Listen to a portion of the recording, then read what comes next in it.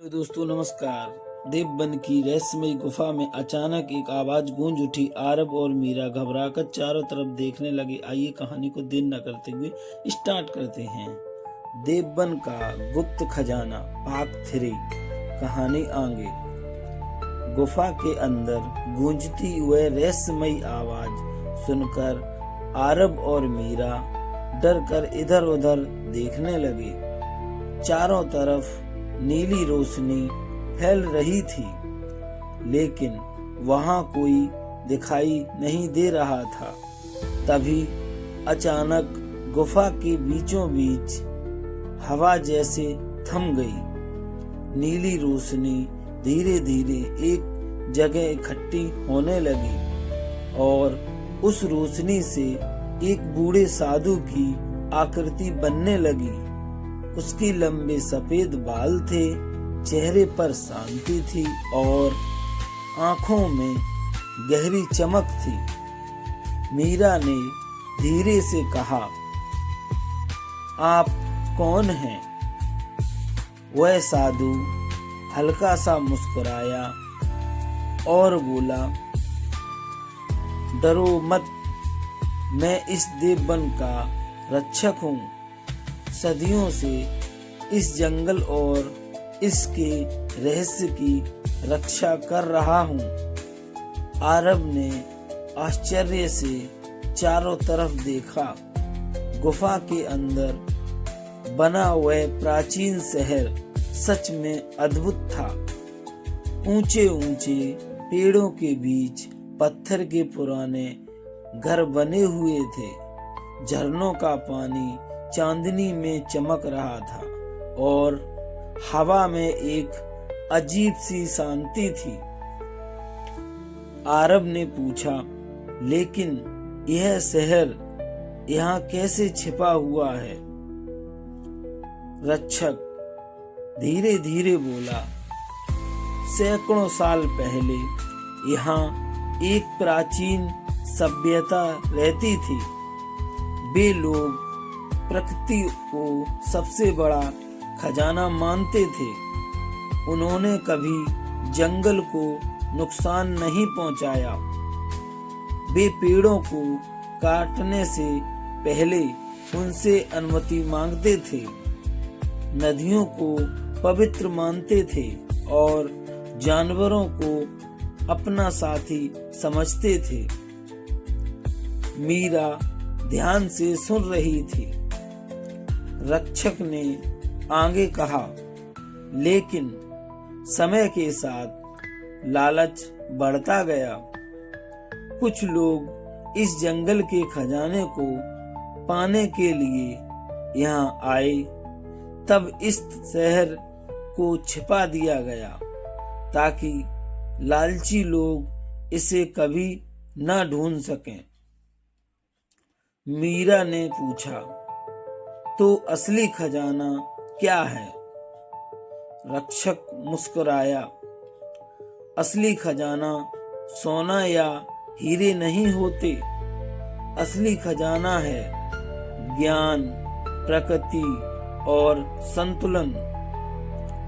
जिसने इसे समझ लिया वही सच्चा खजाना पा लेता है।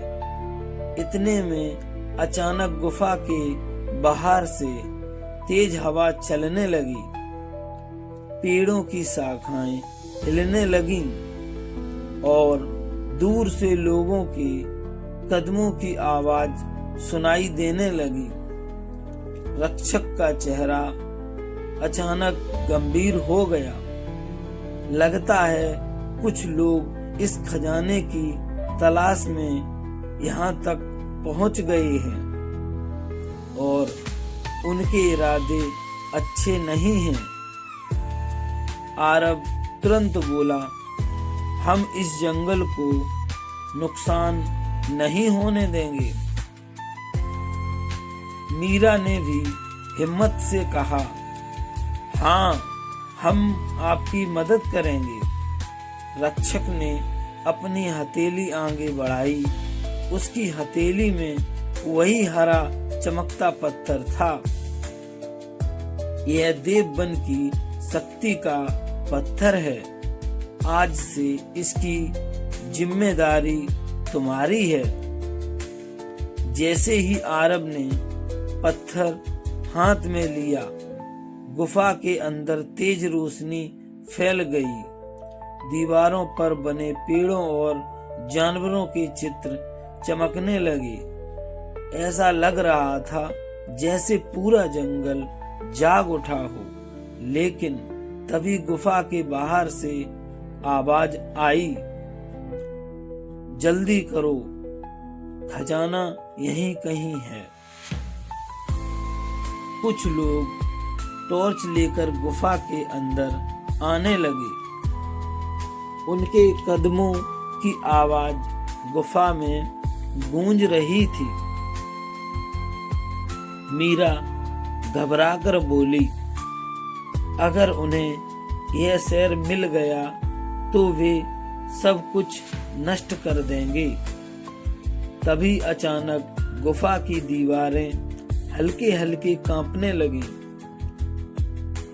दीवारों पर बने चित्र चमकने लगे। पेड़ों की आकृतियां जैसे हिलने लगी और जानवरों की आंखों में रोशनी चमकने लगी। रक्षक ने कहा, देवबन अब तुम्हारी परीक्षा ले रहा है। अगर तुम्हारा इरादा सच्चा है तो जंगल खुद तुम्हारी मदद करेगा। अचानक गुफा के एक कोने में पत्थर की दीवार खिसकने लगी। गरर गरर। वहां एक नया गुप्त रास्ता खुल गया। रक्षक ने कहा, जल्दी जाओ, यह रास्ता तुम्हें देवबन की असली शक्ति तक ले जाएगा। आरब और मीरा उस रास्ते की ओर दौड़ पड़े। पीछे से आवाज आई, अरे दो बच्चे वहां भाग रहे हैं। अब वे लोग भी उनका पीछा करने लगे थे। आरब और मीरा अंधेरी सुरंग में तेजी से भागते गए।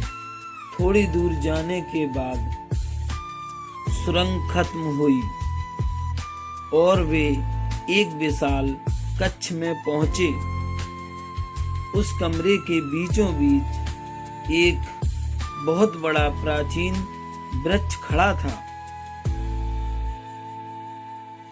उस पेड़ की जड़ें चारों तरफ फैली हुई थी और उसके तने से हल्की हरी रोशनी निकल रही थी। मीरा हैरानी से बोली, यह पेड़ कितना अद्भुत है। तभी हरा पत्थर अचानक और तेज चमकने लगा। आरब ने जैसे ही पत्थर उस पेड़ के पास किया, पेड़ की जड़ें हल्के हल्के चमकने लगी